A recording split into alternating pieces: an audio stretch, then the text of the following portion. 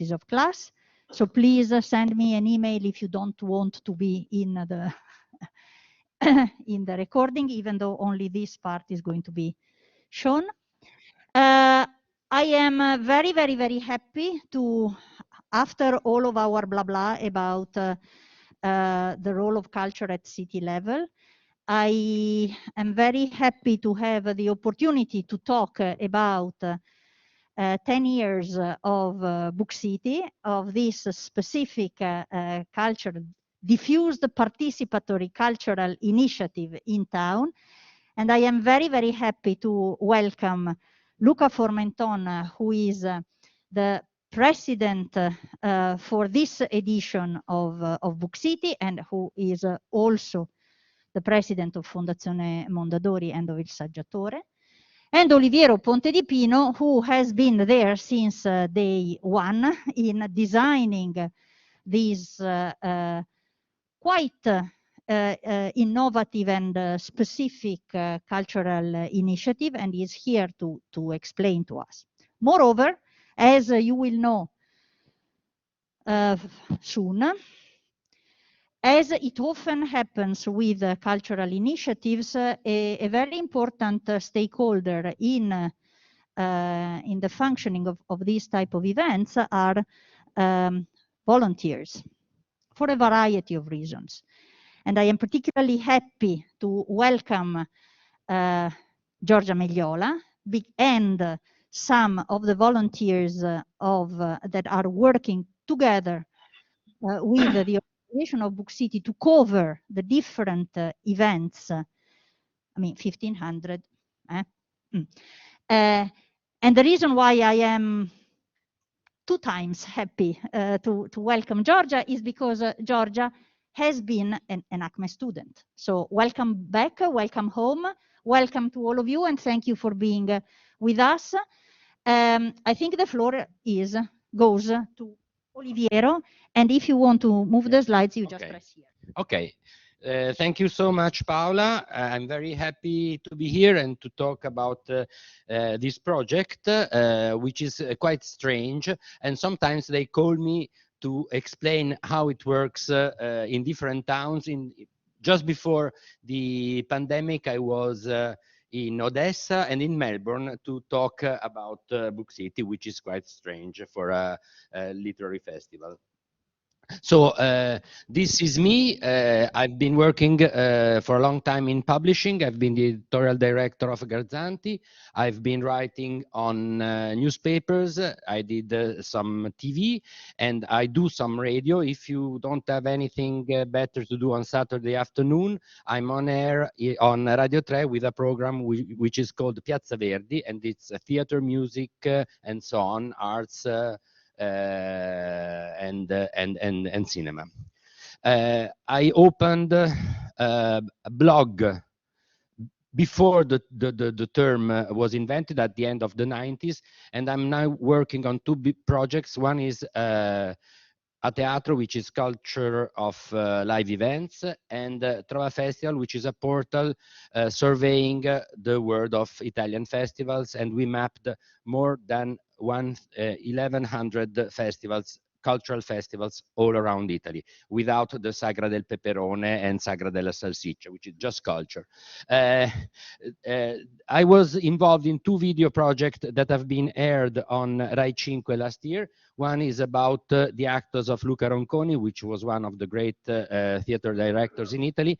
And the other one is a series of video portraits of actors and directors with a migratory background, people who come from different parts of the world and are working now in theater in Italy. I teach in several places, and I'm working on events management and creation, and some of the things I did are there. And I write books, and this is my last books, and it's about performing arts in the last 20 years.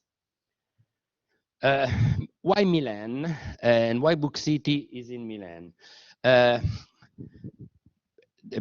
Milan has a long and important literary tradition.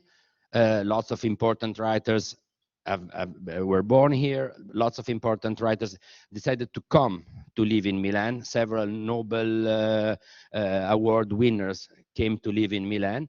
Lots of foreign authors came and had a wonderful time in Milan. Stendhal, who loved very much the Scala and Milanese ladies, and Hemingway, who had one of his very important love affairs in this town at the time of the First World War. Well, we love Milan. But this is from the cultural side. The other side is the economic side. Milan has lots of readers, which are very curious and very attentive and demanding. One of the very important things that was said 2 days ago, there was a study of the reading habits of the people in Milan, and two things puzzled me, and I'm thinking about that since Monday. The first one is that people in the center of town read less than people in the suburbs, in the other places of Milan, which is quite strange. And the second thing is that what happened with the pandemic is that the strong readers, people who read a lot, read more, while people who read not so much, they stopped reading. So the difference, this is another field where the differences between people increased because of the pandemic, which is very interesting, very sad, and we have to do something about that. And here we are. And then there's business, because Milan is in the big publishing houses, publishing groups are based in Milan. Mondadori, Feltrinelli, Gems, and so on, Saggiatore, they are all in Milan. So we have lots of persons working in publishing houses and around publishing houses in all the professions which are linked to publishing. So this is a thing that we knew before 2012, but it was common knowledge, but you couldn't feel it. This is something that Professor Dubini made, which is the maps that were done before BookCity. The red dots, as you see, publishers, bookstores, libraries, and then there are other functions in publishing, agents, people who work as a service for publishing houses and so on. So it's really, really, really big, and it means that it's money and it's lots of persons who are involved in this field. Another thing is that Milan has a great cultural offer. This is a map we did a few years ago, and it's the festivals in Milan. I think you spoke about, yes, Milano, but there are lots and lots of festivals in Milan. Books and culture, the green ones, art, the yellow ones, performing arts, red dots, movie, video, and so on, the orange ones. So you have lots and lots of festivals. You already had lots and lots of festivals in town in 2012, but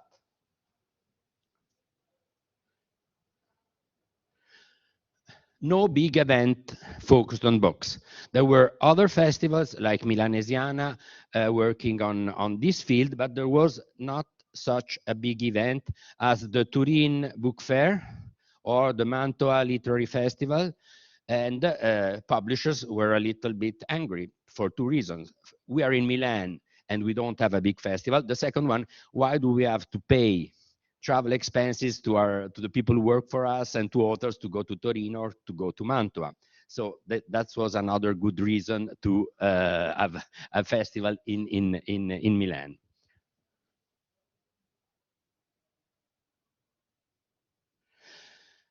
What happened is that there was an electoral campaign in 2011, which was very participatory in the intentions of the future mayor, who was Giuliano Pisapia. He went around town asking people, what do you need? What shall I do for Milan when I will become mayor? And one of the fields was, of course, culture. And he spoke with the publishers, and the publishers told him, oh, we want a big literary festival in Milan. We don't have it. And so when he was elected in 2012, he said, okay, we will do a big literary festival in Milan. The problem is that in Milan, you have hundreds of publishing houses, and it's not so easy to put them together and to have a common position on this. So what the decision was to give the governance of this project to the 4 literary foundations, which are linked, of course, to the big editorial groups, but are independent and they are non-profit organizations. So these 4 editorial foundations are the core of BookCity, and Luca Formenton, as the head of Fondazione Mondadori, is part of the committee of the 4 presidents of the that lead the 4 foundations. I think that happened is that at the beginning it was Fondazione Rizzoli, Corriere della Sera. Rizzoli was is a big publishing house and was a big publishing group, but at a certain moment Corriere della Sera sold it to Mondadori, in fact, because of several reasons. But now, in fact, the publisher of Corriere della Sera, who is Cairo, has several publishing houses, so it's just Fondazione Corriere della Sera, but it's linked to, in fact, an editorial group. Fondazione Umberto Elisabetta Mauri is the GEMS group, which means Longanesi, Guanda, Nord, and several other publishing houses. They're the publishers, among others, of Harry Potter. So, collaboration between public sector, Milan municipality, editorial foundations, and in general, the non-profit sector. Of this, we will talk a little bit afterwards. And of course, private sectors, because publishing houses are in an industry, even with some strange features. This is the strange part of it, because you have lots of literary festivals where a committee or an artistic director chooses the events and finances the events. I should say, oh, I like very much the book that Saggiatore just published. It's the speeches and the writings of political writings of Giorgio Strehler. So we will make a big event on that. But I don't like Paola's books because she stole my girlfriend, I don't know what, or my boyfriend, and so I don't want her. What happens with BookCity is completely different. At the beginning of the year, in March, usually, we make a call to the city and we tell them, we will do a big festival, this big event in the fall. It will be from the 17th to the 21st of November. If you want to make an event during these days, a free event, because all the events of BookCity are free, you just tell it to us. And there are 2 situations. The first one is that Paola has a place here in Bocconi where she can make the event in BookCity. So that's fine. This event is in Bocconi University and it's in the program of BookCity, while the event of Giorgio Strehler's book is not, they need a place to do it. And so we take care of this, because at the same time, we send a parallel call to the venues. We ask them, do you want to be part of BookCity, to give us for free the place, the venue where the events will take place? There is a deadline for the events that need a space, a venue, and it was usually pre-COVID at the end of May, and there is a deadline for people like Paola who already have their venue, and it's mid-September usually. So in the first year, we didn't know what would happen, and we received several hundreds of applications. And this is quite interesting. It means that you have a cultural tissue which is very rich, that wants to participate in this event, that wants to share their project with the town and with the citizens of Milan.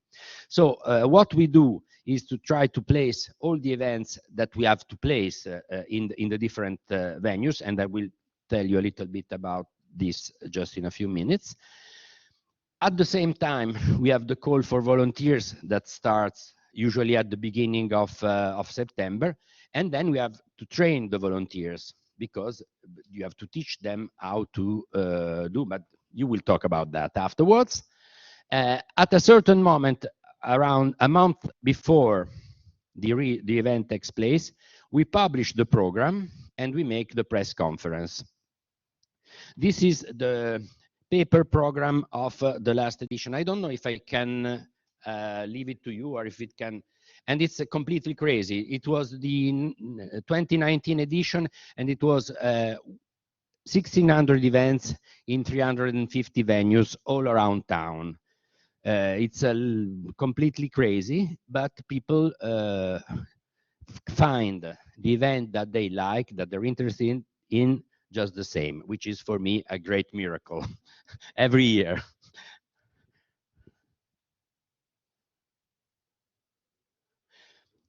This is another chart made by Professor Dubini, and it's the different kind of venues that we occupy during BookCity. Lots of them are public spaces, are in museums, because the main partner is the City of Milan, and so Castello Sforzesco. This year in the Castello Sforzesco we have 70 events, 70 events in 4 days.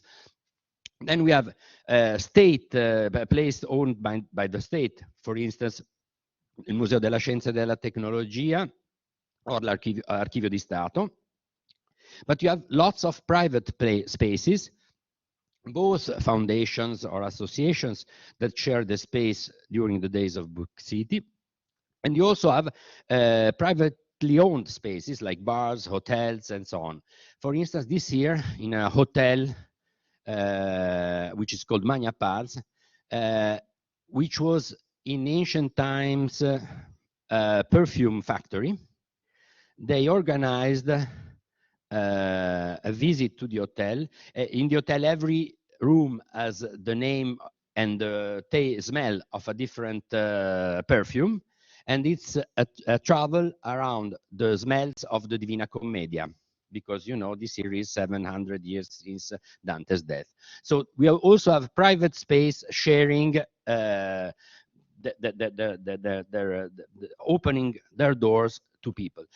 This is very interesting, because what we discovered at a certain moment is that some of the visitors of BookCity decided, oh, we want to go there because it's a place not far from where we live, which might be very interested, but we didn't visit it, or we didn't know that it existed. So some people choose where to go in that great program because they want to see a new place in Milan. One example could be the local cemetery. Yeah. We have a beautiful cemetery in Milano, and there was a whole series of events like this. And the other, even this year, of course. So what are you doing here? The other thing is that maybe you tell it later. There is an updated version of this on the book of BookCity 10. Tac, tac. There we go. The book. The book. The book. So you can have this book for free if you buy 2 of the books that are featured in the program of BookCity. So you buy 2 books, you get this for free. If you are quick, because I think they will go away very, very, very quickly. Another place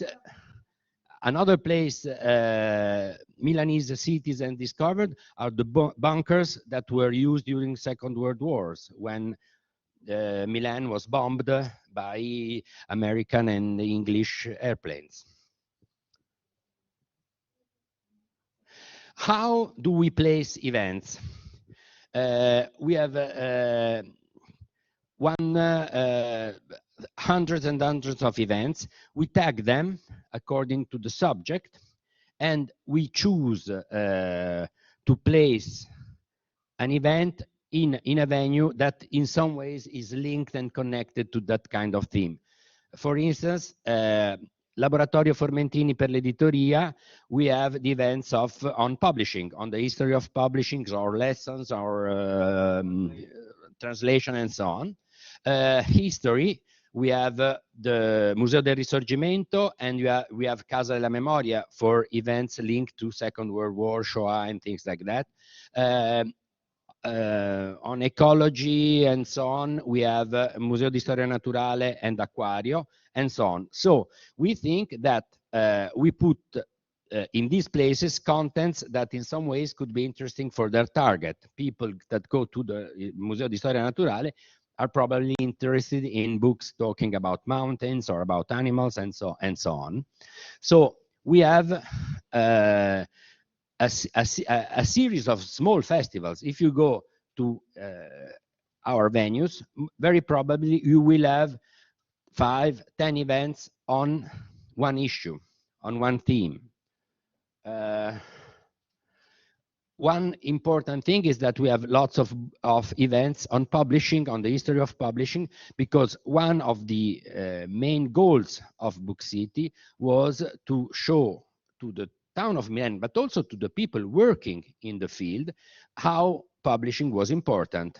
So it's a way to reflect on the history and the situation of publishing, and to share this content with all the town. Another part which we like very much is the part devoted to young people, and it's primarily the libraries of Milan who do events for small children. If you go on the website of BookCity, you will see a system of tags on the different fields or that are present in BookCity, which is a thing that the people of Milan began using very quickly. Journalists 2 or 3 years ago understood that this system could be very useful when they have to write something about BookCity, because we have a great press coverage every year.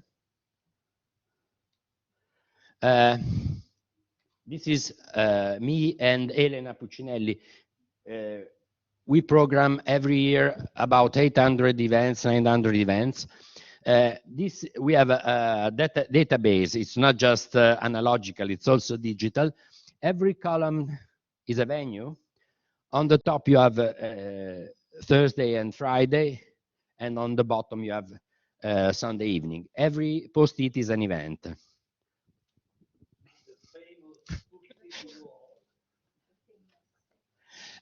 Another project, very important project, is devoted to schools.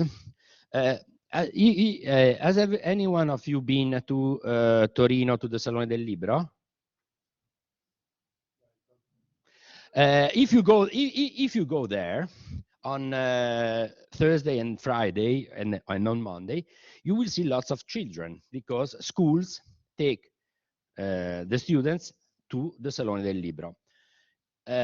We work in the opposite way. We try to put books and the culture of books where young students are, in the schools. So mainly the system is very similar to the one we use for adults. So we have publishers associations that propose projects. We present the project to the schools, in fact to classes, and professors and teachers decide which project for them. And usually, sometimes it's the author going in the classroom talking about their books, but mainly you have projects involving students in activities like making a video clip for a book, or choosing words to make a wall, and so on. So, and it has a different timeline also for this reason, and it's Fondazione Mondadori that is taking charge of this.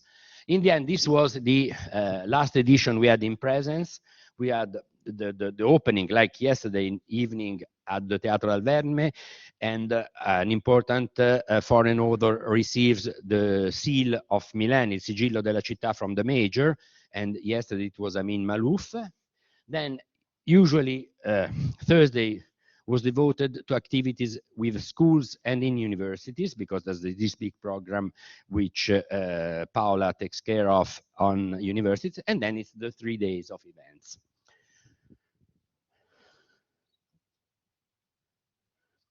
So this is an old map, but it shows how BookCity is spreading around town. Already in the first edition, we had 120 venues, which was completely crazy. No one could think about it before. And for me, it was incredible because you went around Milano and you saw every a few hundred meters a place where BookCity was doing something. It was incredible. It was but we didn't and the other thing which is very important even for this edition, it's that it was all over town. It was not just in the center. Usually cultural activities are in the center of Milan. BookCity since the beginning has been present in all the boroughs and all the places in Milan. This is our edition. Another important thing is that you have lots and lots of people speaking. They are experts. They wrote a book, so it means they worked on it, they studied, and so on. You have journalists or other writers who present them, which means that these people, we hope, read the book, and so they know what they are talking about. And this is a great democratic practice.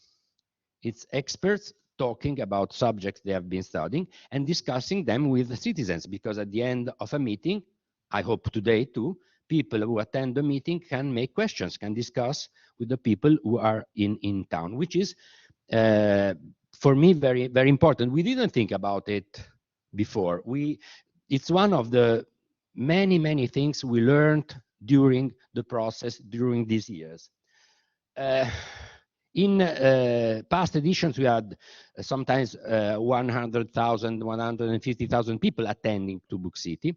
The interesting thing is that we have no big events. The bigger venues have 400, 500 places.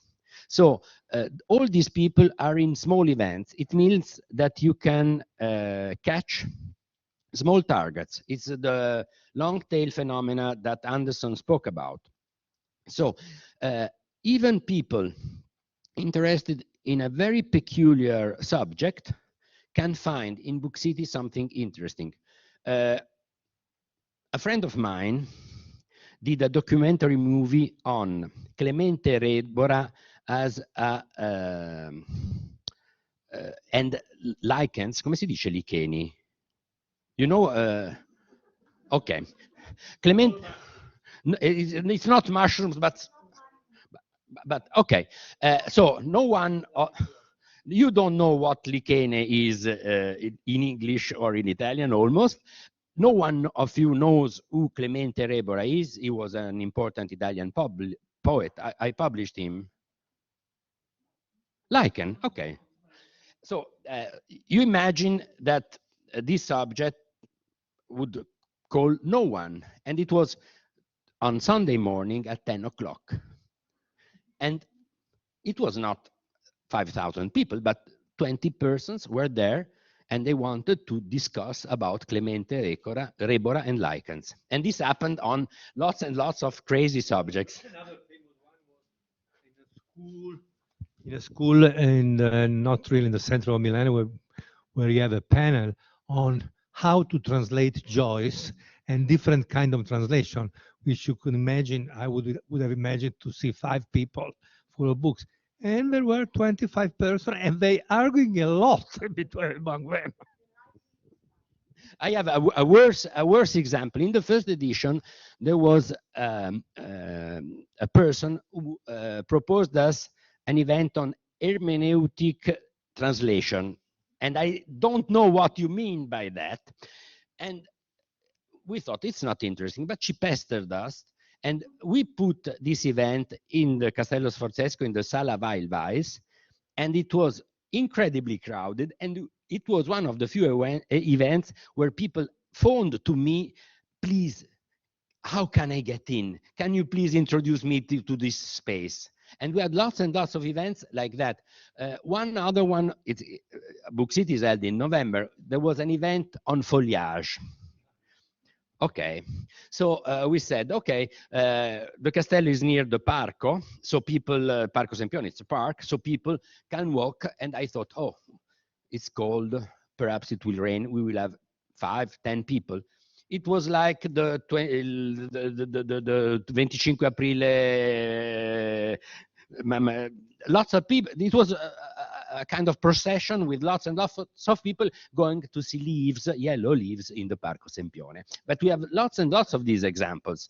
And the interesting thing is, I think I know lots of things about books, about publishing and so on, but I don't know everything. And so every year, we discover lots and lots of things we didn't know. For instance, in the last years, we had first bloggers, then YouTubers, then TikTokers who had rappers who have been very, very successful. And we often have these events with 500 people, young people, getting to see their fans, and they go to see the artists or the influencers they like. This year, for instance, we have lots and lots of events on the impact of COVID on young generations. So it means that several publishers, several intellectuals thought that this was an important problem. They wrote a book about that, and we have lots and lots of events on that subject, which is, of course, very, very important, but you wouldn't think that it would be so important and with so many events centered on that.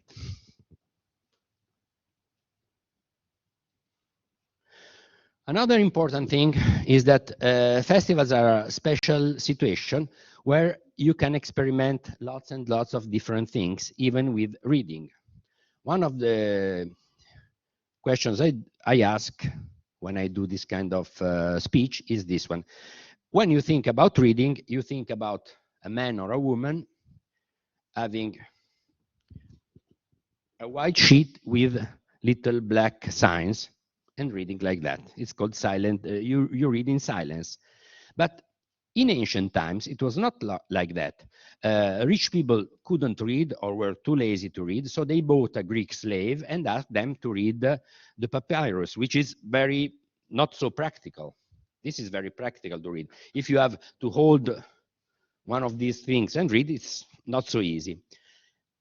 This kind of reading, the reading we are accustomed to, has a place and a moment when it began. Someone of you knows. It's not far from here. It's a few hundred meters. It was when a man came from Africa to Milan, and he met a man who came from Germany to Milan, and it's Saint Augustine and Saint Ambrose.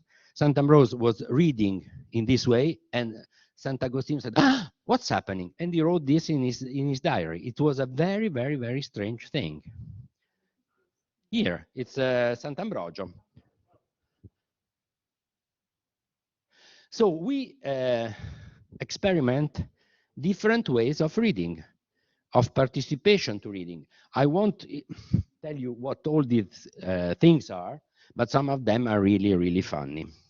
And people enjoy very much. So in BookCity, we have been experimented a lot of this kind of ways of reading. One of the craziest things we did is this one. Gianni Biondillo is a writer, but has been trained as an architect and urbanist. And so one of his books is his walk around the Tangenziale in Milan. 1 year, he said, "Oh, I want to do a crazy thing, a marathon." And when I hear I want to do a crazy thing, I said, "Okay, yes, that's the right thing for me." So they started at midnight near Niguarda Hospital, il Teatro della Cooperativa, the theater, 200 people. It was Friday night, midnight, and they began walking all around town in the suburbs of Milan. And they had events, something to eat, some places where to sleep, and they ended 24 hours afterwards, almost at the same place. It was a 24-hour literary marathon, and 200 people began walking, and almost 200 people were there 24 hours later. This is one of the strange things we did during BookCity. This is this edition. These are the slides that were used at the press conference, some of them, not all of them. This is an important page. If you are working in cultural events management, you always have to do this, to look at this page so you understand where the money comes from. I won't go into the details, but here you understand where the money and the media partnerships come. The one thing I can tell you is that BookCity has a budget of around 300,000 euros every year, which is not so much in comparison with other big literary festivals. And it's not so much in comparison with the success of the event. If you have the budget and you divide it for the number of people who attend to these events, you understand that BookCity invests €2, €1.50, €3 to have people getting to a cultural event in a cultural space where they might never have been before. One of the things I'm very proud of, at a certain moment, Sofia Viscardi came to BookCity. You know who Sofia Viscardi is? Everyone knows it. You don't know Clemente Rebora, but everyone knows Sofia Viscardi. Okay. Sofia Viscardi is a young influencer, and it was a very successful event at Base Milano with 400 young girls mainly, getting there to have the book signed and to give a present to her, which for me was completely crazy. Young girls giving her a postcard, a piece of cake or whatever, and every time she went to an event like this, she had to rent a van to take all the things back. And at a certain moment, I heard a voice saying, "Mamma, Lucia si sta facendo firmare la copia. Lucia is queuing to have her copy signed." This means that we had 3 generations of women in a cultural event where probably no one of them would have never gone to Base Milano because they don't know that it exists and so on. For me, that was very interesting. The possibility to take people who don't have a strong relationship with culture or cultural events to a cultural event and telling them that it's not so boring. It might be interesting. This is another interesting thing with volunteers. I want to add just a few lines, a few words about the economics of the manifestation. Correctly, Oliviero said that the budget is around 300,000 euros, which is really something cheap in a way to do a manifestation which lasts for 5 days and involves around 180,000 people. The main reason is the sound collaboration between the municipality and the foundations for private and public, because we are given for free all the spaces of the Milan municipality, which is very important, because if you have to pay something for that, the budget will be much different, of course. So this is one of the reasons, because we can keep low profile in terms of monies and a big impact on what's the presumption. If you want a comparison, a book festival, the Turin Book Festival, goes around a couple of million of euros to organize this, and is also profit oriented because you have to pay to go there. So we are free, but we get the collaboration with the municipality, which is very important. Paola, I want to add something. Yes, of course, this is very interesting for all of us, because when we think about impact or outcome of the festival, normally we think it in terms of the impact over the audiences. But in fact, what Luca is saying is that the interplay is actually across stakeholders. Just let's take the publishers. What is the interest for a publisher to bring an author to BookCity? Of course, the publisher will cover costs associated to have the author being present, but at the same time, it has the possibility to be hosted for free in some beautiful spots. You know, the places, the characteristic of a place matter. And so the thing that you could have your author talking about mountains in the natural history, in the Museum of Natural History, helps framing the book, helps selling the book. What is the problem? The problem is that we have difficulties in measuring the direct relationship, and we also have difficulties in mentioning the economic, in tracking the economic flow. So we all like to think that BookCity costs little money, because 300,000 euro is a very small amount. Honestly, this is a fact. However, at the same time, we have to acknowledge the fact that there are sunk costs, because there is a massive collaboration in which each player covers some cost. And this is very hard to measure, of course. Yes, I think it's impossible to measure. You have two kinds of problems with that. The first one is what Luca and Paola were saying, that you have hidden costs that are not in these 300,000 euros. It means that all the events are produced by publishers, associations, and so on, who pay for travel expenses. They help us with the promotion. We can promote BookCity. We can't promote this single event or any single event. In fact, we try to do our best, but it works because lots of people are involved, and lots of people are involved in communicating this. If you go on social networks, but even the first years, you have lots and lots of posts, Instagram, Facebook, and so on. It's crazy. We have been trending topic since the beginning, which is, of course, also an index of the way participation can be induced in a situation like this. You have people that have to study the program to understand where they have to go. You have people who go to the place, and you have people who communicate the event that they are attending.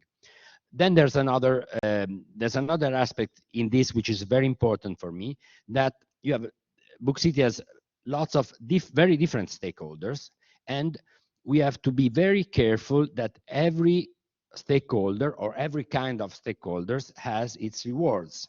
So I ask Il Saggiatore to produce the event, to take the authors, to find the people who want to discuss with them, and so on.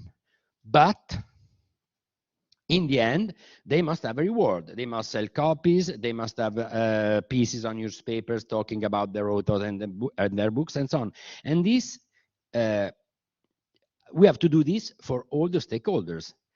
People who give us a venue, they must be happy, because they have a lot of work to do, and they could rent the space for lots of money. So what we have to do is to make all these people happy about being in BookCity.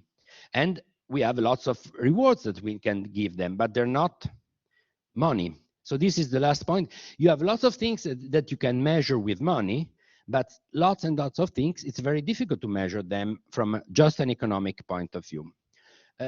This is the press conference we did this year. You know the lady with an orange jacket at the end? And then you have the... Okay, that's it. And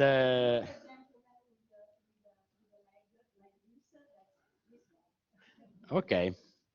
So,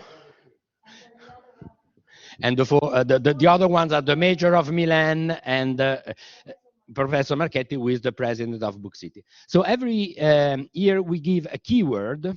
This year it was after, and we had, I think, 70, 80 events more on this theme, both on very important issues like economy, ecology, sustainability, the place of women during and after the pandemic, and I told you about the situation of young people, lots of events about arts and COVID, but also more stupid themes. How will we dress after the pandemic? What will we eat after the pandemic? How we will go on holidays after the pandemic? Which is completely stupid in some ways, but it's very important because it's the way we behave that will change the world. One of the things that make me think in this respect is how we greet each other after the pandemics. We are always embarrassed and we never know how to greet. How to hug.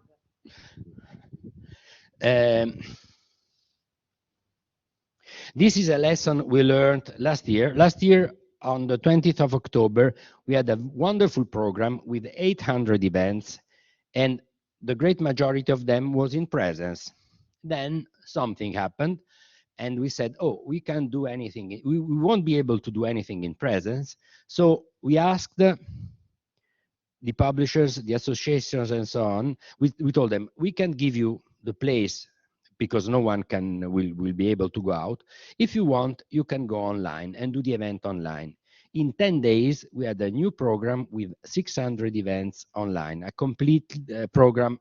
The program was completely online. And I am very proud to say that last year edition, this switch from being a physical event to an online-only event was also made possible by the universities, because we were already online. And so we really were pushing for saying, let's do it, we'll do it online. And so we had the possibility to have at least something to offer. And last year, we already did a program of online events because we knew that foreign authors at great difficulties to travel, it would be almost impossible. So we had a series of interviews, lessons, speeches that were recorded or live, but they were already, we thought, oh, we will do an online section anyway. This year we did the same thing, and we had a series of these papers, and all these events are online. They were aired between November the 8th and November the 16th, in the days before the beginning of BookCity. But this is another important thing. We were able last year to reach a greater audience because we could reach people that were not in Milan, of course. We could reach people that couldn't be here at this time of the day and this day, but they were able to see the events, the recorded events afterwards.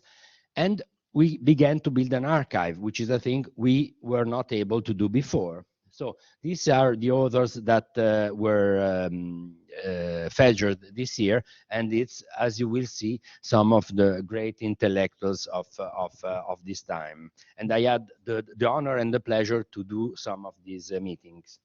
And also, this made it possible to increase enormously the offering of events not in Italian. Yes, and another important thing about this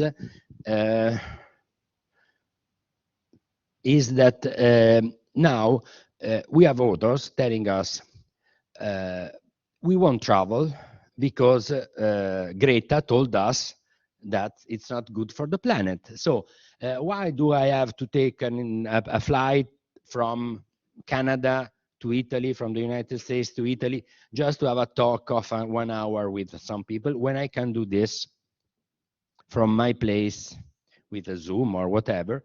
So this is another interesting thing that is happening now in the last years. Of course, lots of people like to travel to Italy, and others are always very happy to be here. Yeah. This is another important thing, and it's very difficult to measure it in economic terms. What we have been learning in these 10 years is that Milan is a different town from what we thought. Milan has a very particular shape. It's a kind of wheel with a center, the Duomo, and the big streets, and cultural activities were usually. Yeah, it's not. If you come from, I was born in Torino. Torino is all squares. Milan is triangles. So if you were born in Torino and you come to Milan or vice versa, you get lost because the geography is different. So what we learned is that Milan has a very rich cultural issue in every part of town. One of the things we have this year is an event devoted to the Biblioteche di Condominio, which are mainly not in the center of the town, but all around town.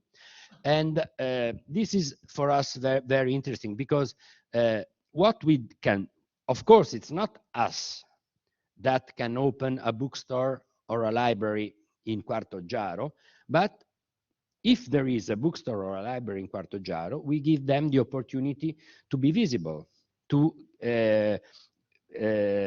get into a kind of web with the other cultural realities of the town. One of the projects we are working on this year, since a couple of years, is called La Lettura Intorno, reading all around. And we use the BookCity method in some neighborhoods of Milan, in the south part of Milan, and we go to these places. We try to make a network between all the cultural institutions, associations, and so on in this neighborhood, and we try to make them work together. And this worked incredibly well.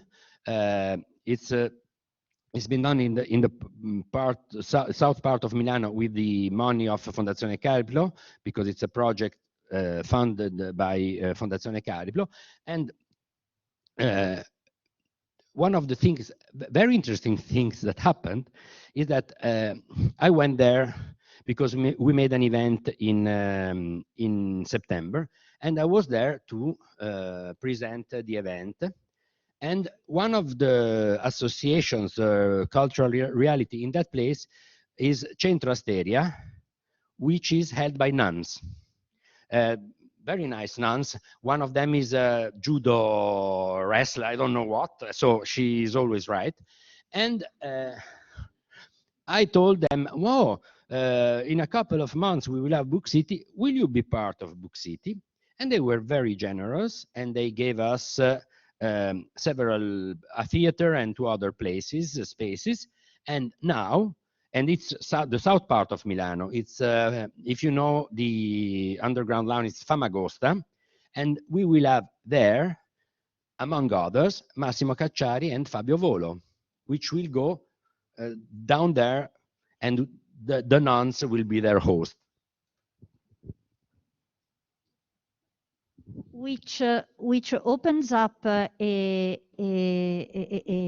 reflection on what does it mean to multiply the spots in town, because is it definitely it is important to, on the one hand, to have a person like Fabio Volo or a person who is a very well-known author that not only is hosted in city center, but no matter where. And that's one point, one part of the story.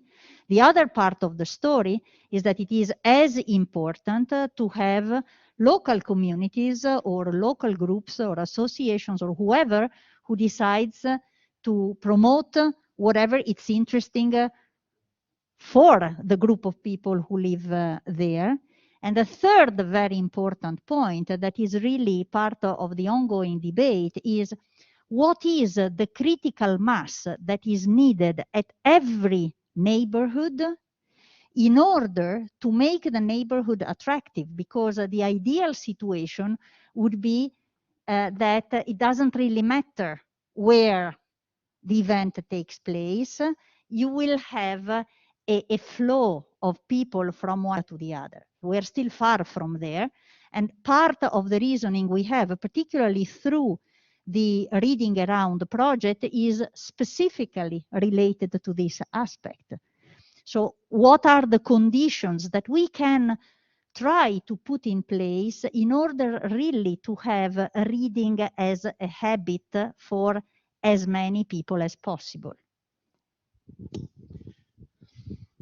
Yes, when we began thinking about this edition of BookCity, of course, it was February, March, and there was a great debate around the distancing between people, 1 meter to people, 2 meters, how many people can get into this place, 30%, 50%, 70% of seats, and so on. And of course, green pass, no green pass.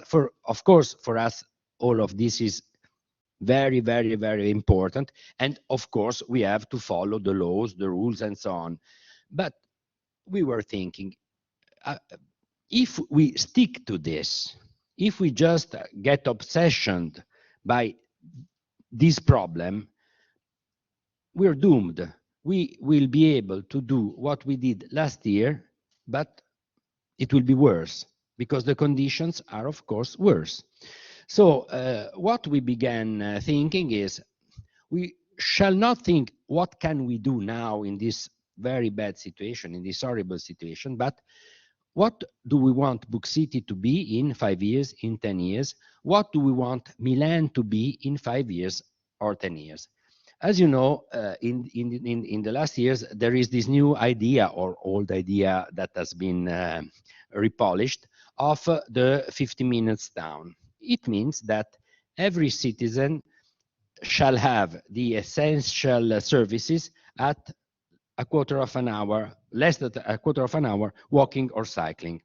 You must have healthcare, you must have shops, you must have schools, not far from where you live. And it's an idea that came out in Barcelona, and the mayor of Paris and the mayor of Milan said, oh, it's not a bad idea. What we think is that culture is one essential service. So what we began imagining is a 15 minutes city, a 15 minutes town, also for culture. And so we have several big venues that are outside what is called in Milan Area C, what is outside the ZTL in Rome and so on, outside the center of town. In Milan is a very lucky town from this point of view because it's quite small and has a good underground line. So if you see that, these are venues that are all outside Area C, sometimes very far from Area C, but that can be reached in a few minutes with the underground from Piazza del Duomo or from other places. One of the great crazy things that we have in this edition is a thing called Medicinema. In the Niguarda Hospital, they decide that there is, that's an important thing. The World Health Organizations as a document, a 2019 document, saying that culture is good for your health, that culture can help to heal people and so on. If you want, you can read it. And so these people in Niguarda thought, oh, we will have the people in the hospital and their families go to the movies. But it's not so easy to take a bed with an ill person into a cinema. You must build a cinema that can host this kind of viewers. So they build this cinema, and during BookCity, we will have a series of movies devoted to the people who are in the hospitals, to their families, and to the citizens of Milan. That's a crazy and strange idea. The idea, I didn't think anyone could have it. I think it's great. So these are some of the things that happen in BookCity, and we have all these kind of experiences in our network, because BookCity, in fact, it's not a festival, it's a platform. If it were not like that, it would have been impossible last year to switch from presence to online.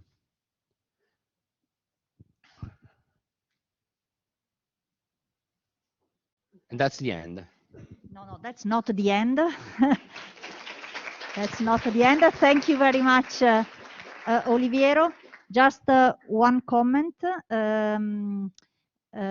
This whole idea about the 15 minutes and the relationship between proximity and culture will be discussed in the next Bocconi for BookCity meeting this afternoon at 4:50.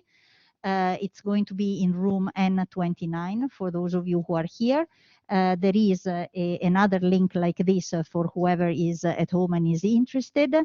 And we are going to cover this topic and link it to next topic that is UNESCO cities, UNESCO's creative cities, which are going to be the topic of tomorrow. So there is a link between all the events taking place this year in this university. Feel free to join. But before we open for questions and for a discussion, I would like to welcome Georgia because well, she's a living example of somebody who has been growing with BookCity, because I think you were exposed to BookCity the moment you arrived here.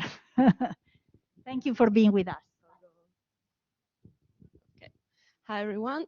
I'll be short because it's almost lunchtime. So my name is Georgia. I was a former CLEAC student. Yeah. Yes, my name is Georgia. So I was a former CLEAC student and then a marketing student here in Bocconi. I did my thesis with Professor Dubini, and in 2019, I volunteered for BookCity, and I was put in charge of the volunteers of the communication slot, I'd say, who are all from universities. My first year, so 2019, it was in presence. It was a great experience for me. We had like 20, 25 people who came and volunteered for the communication. So we put them in 3 different groups, which are the social media, photography, and Diario di Bordo, who is particularly interesting because they go around the city, they go to meetings and panels, and they write an essay, like a diary page of their experience around the city. So it was a great experience for them because they start in the morning. I woke up, I had my coffee, and I took the train to Famagosta, starting from the other side of the city. So they explained to the public how this experience went for them. Then we have the social media team. We have 3 examples there. And their job is to go to the events and to write down quote or concepts they found particularly interesting of the meeting and send it to me. I'm in charge of the live communication on social media of the BookCity events. So I'd say 2 weeks before the starting of BookCity, me and the other social media manager chose the main events to cover live from the official accounts. There are so many events, so we have to make a selection, and we chose starting from the partners and the main venues, and then we chose the most important speakers who are very strong online and on social media, because the numbers on communication is really important. So we cover like 30 to 50 events per day. It's a huge job, but it's just a small part of everything that BookCity does in these 4 days. So we have to repost them and to make engagement on the social media platforms. So last year was online. We had a great coverage on social media because people just stayed there on their computer. So they navigated to the Facebook page, Twitter page, and then followed the events online. And we had 12 volunteers last year. This year, we had 300 of them. So we had to make a selection based on their availability and their engagement in the event. So now we have 150 of them going around the city in the 3 slots we made available. And yeah, we cover still 50 events per day because they have to send to me their photos and their copies, and I have to translate them to the social media language, let's say, and then publish them. So I'm here today, and I should be in the press room working. And so I started, like, as I said, as a volunteer. Now I'm working with the press office of BookCity on other projects. So I'd say I'm a social media manager and project manager in cultural activities. And I don't know if you have questions or if I missed something. No.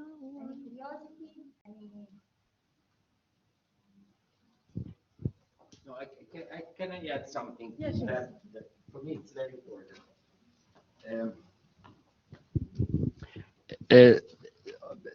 Paola Dubini said at the beginning that volunteers are necessary for this kind of event. But this kind of event is very good for volunteers because you learn a lot of soft skills. You learn that culture is not so boring. It can be fun and so on. There is a research that was made for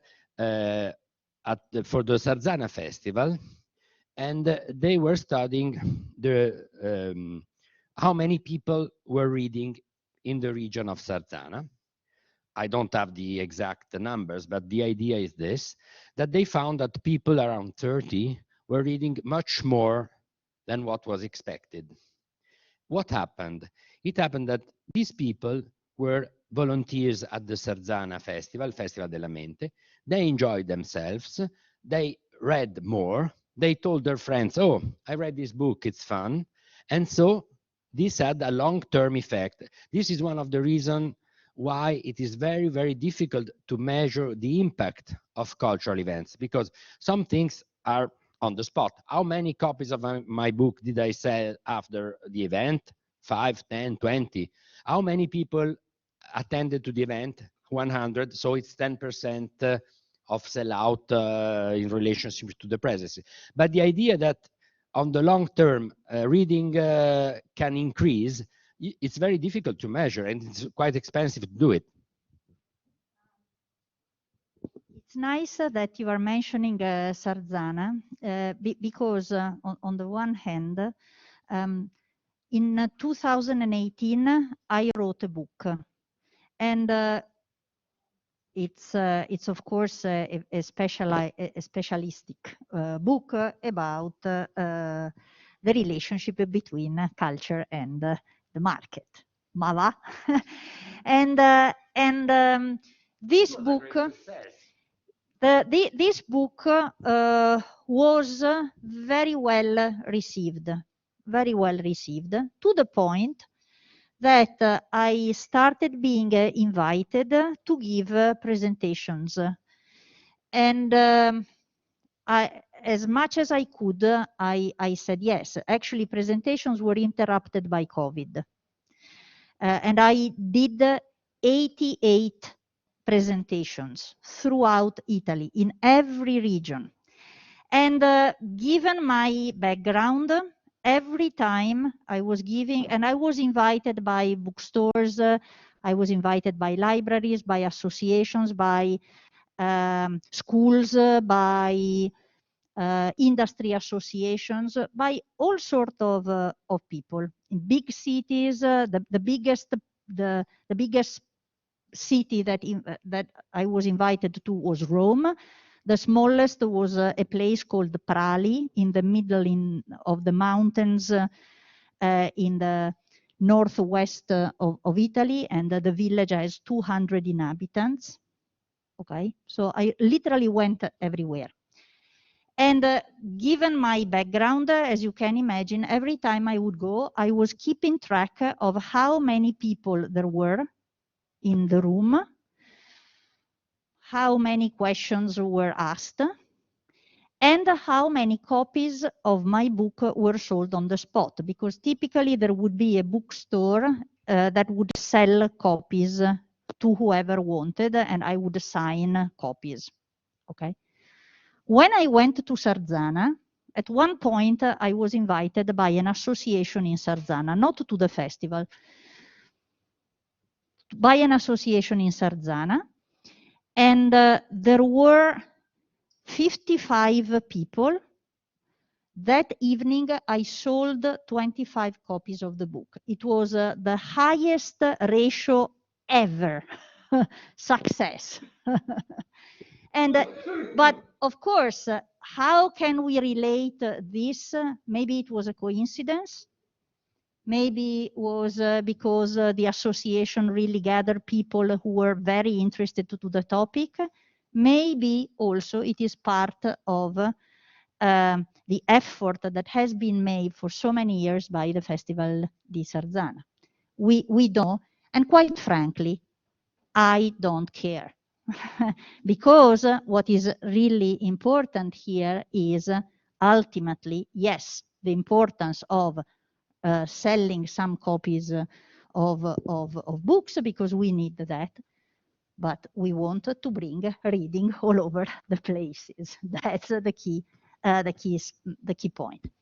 Is there any question, any comment, any curiosity, even from home?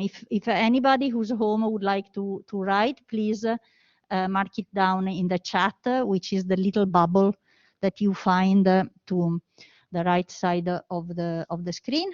We have a question. Okay, so like, of course, the publishing houses and the publishing world, there's like a strong effect on BookCity. But what is the reverse? So like, how does BookCity influences the work the publishing houses do, the books selected? Like, does it have like an actual influence on what is going to be published? Like, what are going to be the next?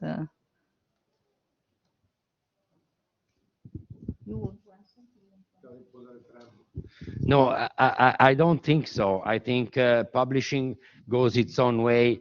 I don't think that book festival influence the way publishers choose their books. I think that, but I think that in general, the promotability of an author influences the choice of some books.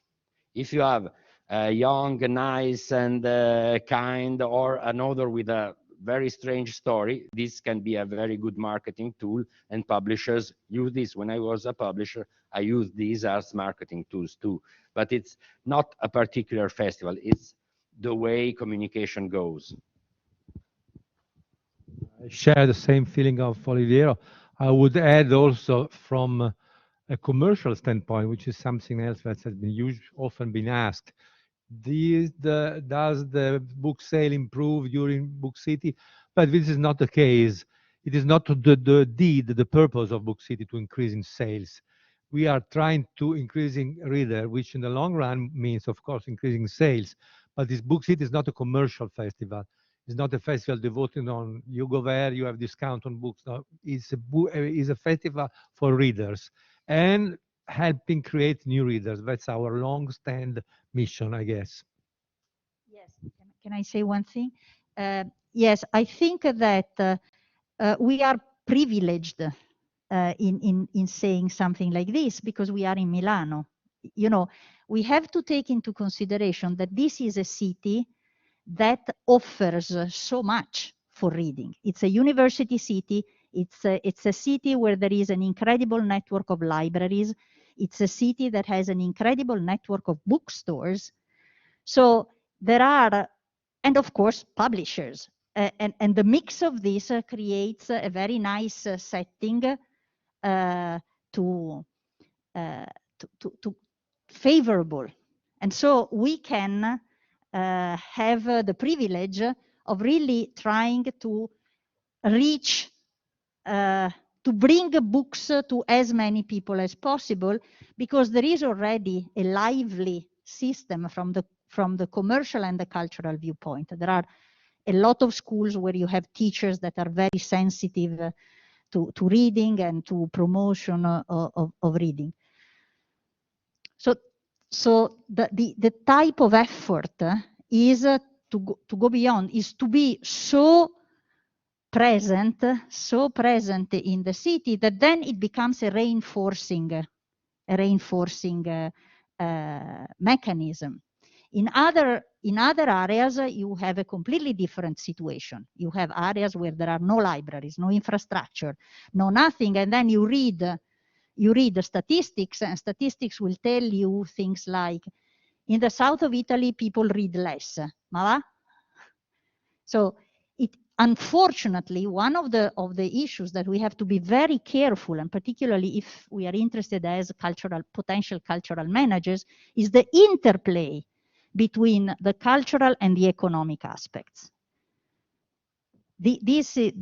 And in this sense, I think there is a responsibility if you are organizing something like this in a city like this, because this is a very fortunate city. And so, we can do this type of thing. No. So, two small things. It's the economic, it's the cultural, and it's the social impact of BookCity that is important for me. Another thing is that I discuss with the people who want to sell books, and I'm very happy if we sell lots of books. One of the reasons BookCity is in November, it's that just before the Christmas sales. And so we have lots of big books, lots of big authors, and so they need promotion, and we give them a very good moment to promote their books. But before selling books, I have to take people to the events. If no one comes to the event, I won't sell any copies. So the first thing I have to do is making an event where people want to be, where people go.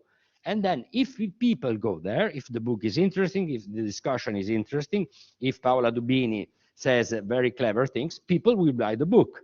If I have an empty place, I won't sell anything.